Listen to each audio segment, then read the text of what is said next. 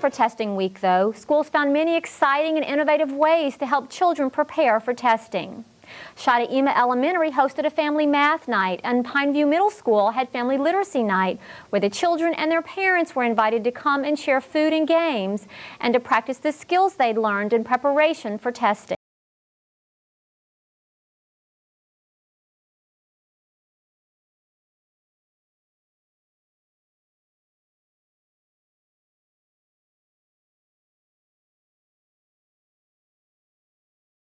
The theme for tonight is Math Rules the World. Family Math Night is a night where families explore and enjoy math activities together. It is an opportunity for parents to see some of the math activities that their children do at school and to better understand our math program and curriculum. Parents actually get to experience fun math activities. This is also a good opportunity for us to stress the importance of math in the everyday lives of children outside of the school setting. As you can see from the activities that our parents and families are participating in, math really is fun. Tonight we just finished our Lasso of the Leap, which is a kickoff to leap testing. We had a theme, a Western theme. We served barbecue sandwiches and had the table decorated with red and white checkered tablecloths, and what a great way to kick off Lasso of the Leap. It's a time of anxiety for both the students and the parents, and I thought this would be a reassuring pep rally sort of an evening for the families to know that their children are prepared for the leap and that we're prepared to help them in any way that we can here at Pineview Middle School. We had a million different stations here. Some of the most entertaining were, first of all, the panning for gold. We had spray painted some rocks gold and threw them in a swimming pool full of sand, and families got to pan for gold. We had sort of a Wheel of Fortune station where the children spun the wheel, and when it landed on a country western item, they had to tell how they measured it in linear length and maybe in metric length also. We had granny's quilts on the floor where families got down on their hands and knees and measured both perimeter and area with some beautiful quilts that seemed to survive the evening. One of the most exciting stations was the Wanted Dead or Alive station. We had taken pictures of fourth grade teachers and other faculty and staff and in different Western poses, and we wrote a description of each one of those teachers according to some of their habits at school, and the children and families had to match the habit to the outlaw. We even had a little cowpoke coloring table for the younger children. We had a school marm supplies station where families used reference skills to answer country western questions. We had a wonderful station where families used a calculator and did some calculator math, flipped the calculator, and the calculator had words that fit into a country western story.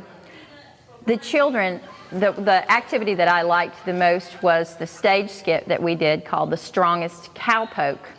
And we had a fourth grade representative from each classroom along with their teacher, and the teacher answered the leap testing question incorrectly and got kicked off the stage, and the student answered the question correctly, and we declared them the strongest cowpoke. It was a real fun way of reminding parents about basic things such as making sure the children get a good nutritious breakfast, making sure they go to bed on time at night, and encouraging them for the test. It was a lot of fun. Across the parish, schools also celebrated the end of testing. Mandeville Elementary School and Covington Elementary all found unique ways to reward their students for a week of hard work. Mandeville Elementary hosted a literacy day to celebrate a successful week of testing. Sporting the visors they had decorated representing their favorite books, boys and girls listened as noted children's author and storyteller Colleen Sally entertained them with poems, stories, and tall tales. She encouraged students to join in as she read from Shel Silverstein's poems. Students were spellbound as she read from her book, Who's That Tripping Over My Bridge? Hi, I'm Bouillion, principal at Covington Elementary. I'd like to invite you to join some of our roaring good little lions as we tour the earth inside the Earth balloon. Students waited eagerly in line to enter the 22-foot inflatable earth balloon that became a portable classroom for these third graders at Covington Elementary School. Once inside, the students listened attentively as Angie Ray, outreach coordinator for the Louisiana Children's Museum, guided the students in identifying the continents, oceans, and rivers, and especially the state of Louisiana. Students asked many questions while sharing their extensive knowledge about the world and where we live. Not surprisingly, the most frequently asked question was, "Where is Afghanistan?" Students left the earth balloon a little wiser and a little happier for their whirlwind tour of the vast world in which we live. Our featured student in our student showcase is Slidell Junior High 8th grader Will Folse. Will, whose formal name is William Leonard Folse IV, is named after his father, his grandfather, and great-grandfather. Will has recently been selected as the St. Tammany Parish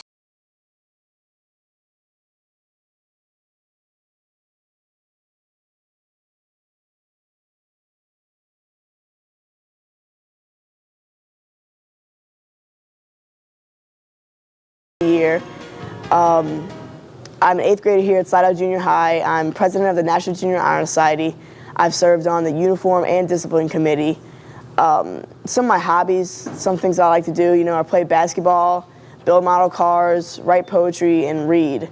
The past 3 books that I've read have probably been my favorites so far. I just finished Pet Sematary by Stephen King. Before that, it was the original Tarzan by Edgar Rice Burroughs, and before that was Lord of the Flies. And just those 3 books probably sum up my favorites in literature. Probably the biggest influence on my life would have to be my dad, because he's always taught me to look when I'm meeting somebody new, look them right in the eyes and shake their hand firmly.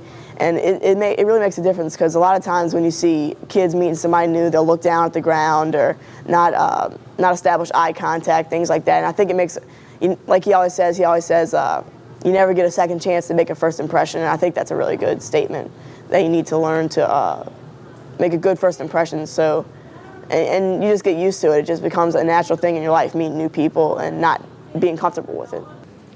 Will possesses a mature mind and strong sense of character for a young man his age. 2 values that are important to him are showing respect to others and self-respect. He is an active member of his church and has a strong faith in God. He enjoys school, especially math and social studies. He's in the gifted program and has a 4.0 grade point average this year. He has been recognized by the Duke University Talent Identification Program for his verbal ability.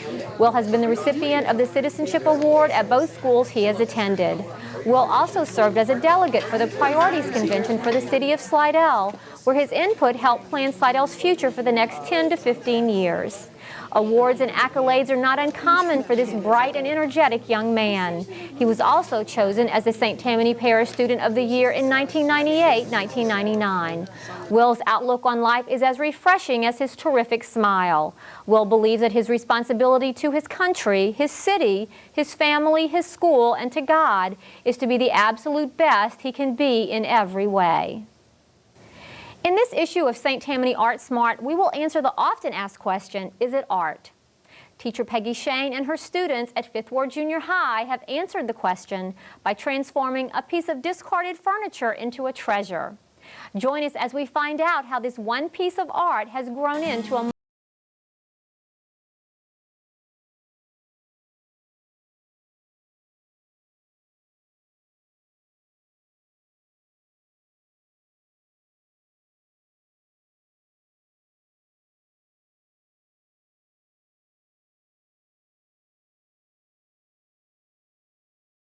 the wooden desk, and I told them we'd make it look interesting, and so my students did.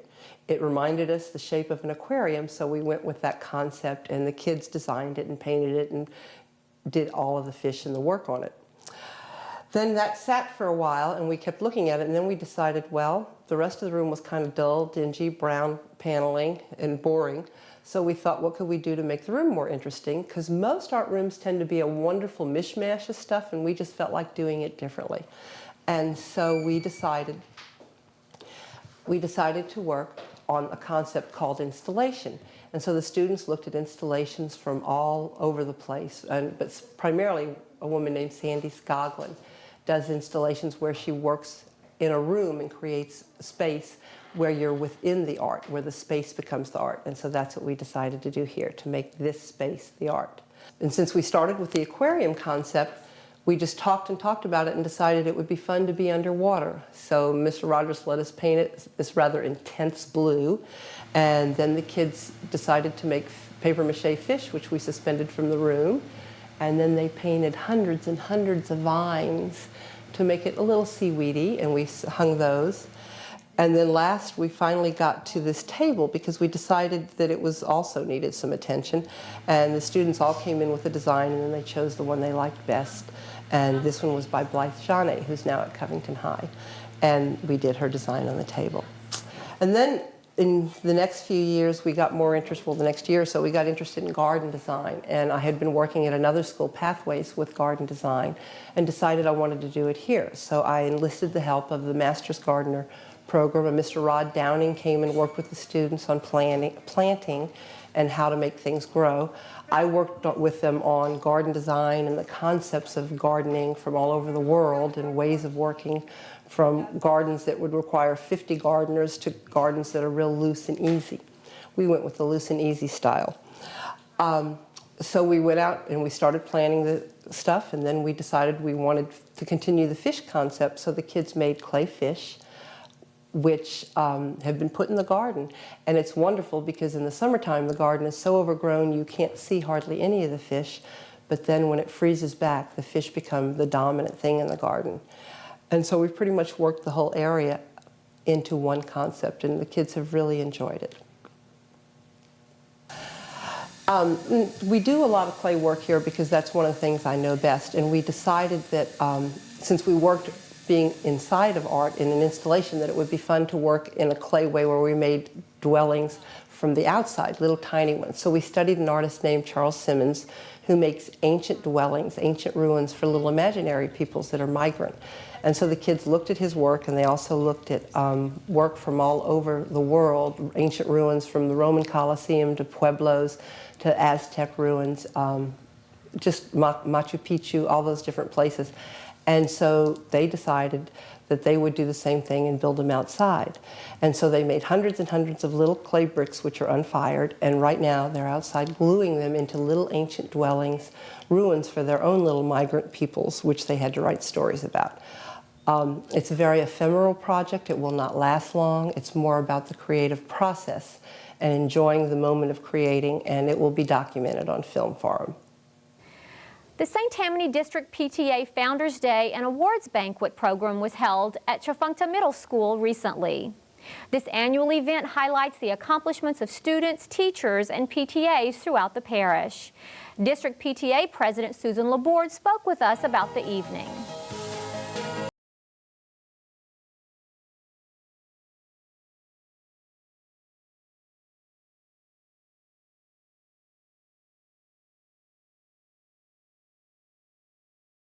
Good to have you here. Glad to be here, Melanie. I know you all had a pretty big dinner a couple of weeks ago, the District PTA Founders Day and Awards Banquet. Mm-hmm. Could you share with us just a little bit about that evening? I understand that you all acknowledged students, teachers, administrators, schools, and even a grandparent. That's true.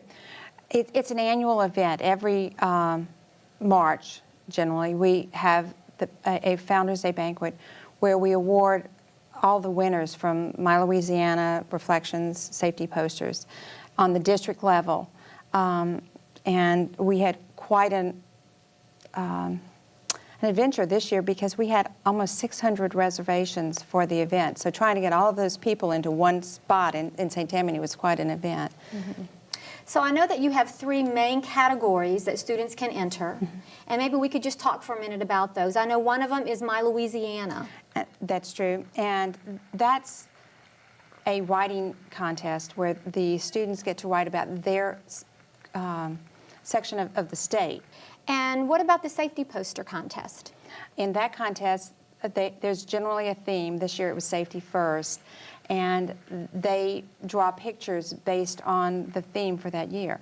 And those also are entered in the state competition. Okay, and then I understand reflections is a big category which encompasses a great deal of talent in our school system. Yes, it is. There are many different aspects of reflection. There's literature, photography, visual aids, music.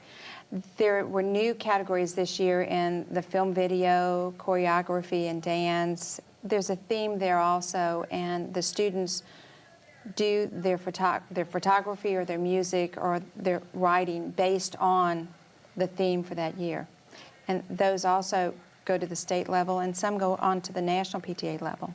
So a lot of students are acknowledged that night, which is really great because it's really supporting the art in the schools as the writing process as well. So this is a really big night for a lot of children. It really is, which is why the numbers were as large as they were. We recognized 5 places in each one of the categories. So the first through five places are recognized, and they're awarded trophies. So it's a big, exciting night for them. And lastly, I understand you even acknowledged a grandparent. Yes, each year we have applications for the outstanding grandparent in St. Tammany Parish, and we had quite a few this year, and once again, Abita was a winner. It was Abita Spring Elementary had the outstanding grandparent for this year. Well, what an honor for that grandparent and for the grandchildren. Oh, they were very excited that night. Susan, thanks so much for all this information about the PTA Founders Dinner, and good luck with the state competition. Thank you very much. Okay. February was Black History Month, and students across the parish celebrated with music, art, drama, poetry, and dance. Students at Little Oak Elementary, Carolyn Park Middle School, and Alton Elementary all participated in researching, learning, and presenting information regarding African American history. We begin our piece at North Shore High School in Slidell, where French teacher Mary Battle and Assistant Principal Thelma Torregano direct the students in a celebration of African American history and culture entitled Sounds of Blackness Through American History. I'm gonna keep on praying, keep on praying, and do it till our people are free. 2, 3, 4, 5, 6, 7, 8. I'm the sponsor of the STEPN organization at North Shore High School. STEPN stands for Student Togetherness and Ethnic Pride at North Shore. We've been in existence for 7 years now, and STEPN is a multicultural organization at North Shore. We try to encourage understanding of different cultures in our world today. This week we had our 7th annual Black History program, and the theme for this year was Sounds of Blackness Through American History. Friday. In the program, Shay Carson Carson was a student in an American history class, Mr. McCurley's American history class, and of course Shay had not done his project. So he had the weekend to get his project ready, and the program was him presenting his project to his classmates. So the title of his project was Sounds of Blackness Throughout American History. And the rest of the STEPN organization and friends of STEPN, because we had to find other kids to take part. The STEPN organization and friends of STEPN, which are other students that were drafted, they presented different aspects of American history. We talked about the slavery times, we talked about the Civil War, we talked about civil rights, we talked about the modern times, okay? And through our presentation, we were able to present some poetry, some other forms of literature, music and dance. We even included an African chant that the kids really enjoyed. They did a field song where they danced and sang at the same time. And I think the kids really had a good time. And then we had our finale, which was a way of combining the Black National Anthem, which is Lift Every Voice and Sing, and God Bless America. So what we were trying to do is to combine or to show that we need to have unity in this nation, and that everybody all different cultures need to get along as one because it's one country. And so we ended it by saying, God bless the USA. And we had a good time. The 4th annual Coffee House experience was held at Little Oak Elementary School entitled We All Have a Dream. The show began with a skit called the Douglas Station of the Underground. Harriet Tubman arrives at Frederick Douglass's home with some slaves from the Underground Railroad. Douglas welcomes them inside and helps them get safely to Canada. Boys and girls also took turns reciting poetry relating to the African American experience. The audience was introduced to Garrett Morgan, the inventor of the stoplight, through an entertaining radio interview skit performed by students. Children also performed in a skit entitled In the Footsteps of Dr. Martin Luther King, Jr., a great story about a family discussing the life of Dr. King. Guest speaker Darlene Moore recited an original piece entitled Can We Talk? Teachers at Little Oak also took part in the celebration. Mrs. Payne read a folk tale, and Mrs. Curbin recited a poem by Langston Hughes. Miss Barrelou shared a touching story about musician Tom Dorsey, and then sang a beautiful song for the audience. Students also sang. Directed by music teacher Brian Strain, boys and girls performed a stirring piece called Send Down the Rain. Special guest superintendent Lenny Montleon read the book Who Owns the Sun?, a touching story about true freedom and dignity in the midst of slavery. Assistant Superintendent Gail Sloan read from the book Sweet Claire and the Freedom Quilt, a heartwarming story about a young girl who sews a quilt that has a secret map in it for slaves to follow to freedom in Canada on the Underground Railroad. Principal Marilyn Faust ended the program with an invitation for refreshments and to tour a display of African American artifacts and memorabilia. It was a day of Black heritage happenings at Alton Elementary School in Slidell, where students had been working hard researching and learning more about the African American history and culture. Miss Livingston's 6th grade students presented a slideshow they'd produced to their little buddies in Miss Buford's kindergarten class, all about African American history. After researching about famous Black Americans, Miss Arnold's 2nd grade students created mini books about famous African Americans in history. 3rd graders in Miss Broom's and Miss Lott's classes gathered information from the internet to create colorful booklets and mobiles on important African Americans and their accomplishments. Mrs. Author's 1st grade students also learned about Black heritage by coloring, cutting, and sequencing stories about Rosa Parks and others to create small biographies of famous African Americans. And finally, Black Heritage Happenings was celebrated in music teachers Florine Heron's classes. 4th and 5th graders learned about African American composers, performing artists, and their music styles, such as jazz, rhythm and blues, and spirituals. The era of the civil rights movement was taught through songs such as the Discrimination Blues and an arrangement using traditional freedom movement phrases such as Ain't Gonna Let Nobody Turn Me Around, which the children not only sang but performed with choreographed movement as well. Children sang songs with such powerful lines as, I've been through the struggle and I got freedom on my mind. Students at Carolyn Park Middle School in Slidell celebrated Black History Month with a multicultural program entitled Many Cultures, One Nation. The program began with Faces of Our Nation, I Am an American. Students shared the impact of children and their contributions while underscoring the importance that America is every race and every religion. Student Cabrini Pichon recited a poem that Maya Angelou delivered at the inauguration of President Clinton entitled, On the Pulse of the Morning. The spirit of America is to dream impossible dreams and to soar to impossible heights. As one student said, these qualities created America. To further the point, boys and girls trace the history of African Americans from A to Z. From A is for Africa, to K is for Kwanzaa, to U is for Uncle Tom's Cabin. Students shared with their schoolmates and teachers the accomplishments of great Americans. Student Mashia Jones gave a stirring performance as she recited Sojourner Truth's famous speech, Ain't I a Woman? Carolyn Park's chorus then entertained the crowds with Freedom Calls to Me, which highlighted soloist Jennifer Seawright and Lift Every Voice and Sing. The program ended with United We Stand, a slideshow in remembrance of September 11th, which ended with rousing cheers from the students, a sign of their unity, compassion, and patriotism for their country. As Assistant Principal Eric Sachs said in the closing of the program, this presentation is what Carolyn Park is all about. We are all Americans. We stand together as Americans, and our diversity here makes Carolyn Park a wonderful place to be. Thanks for watching our show. Let's now enjoy the sights and sounds of the students of the St. Tammany Parish School System.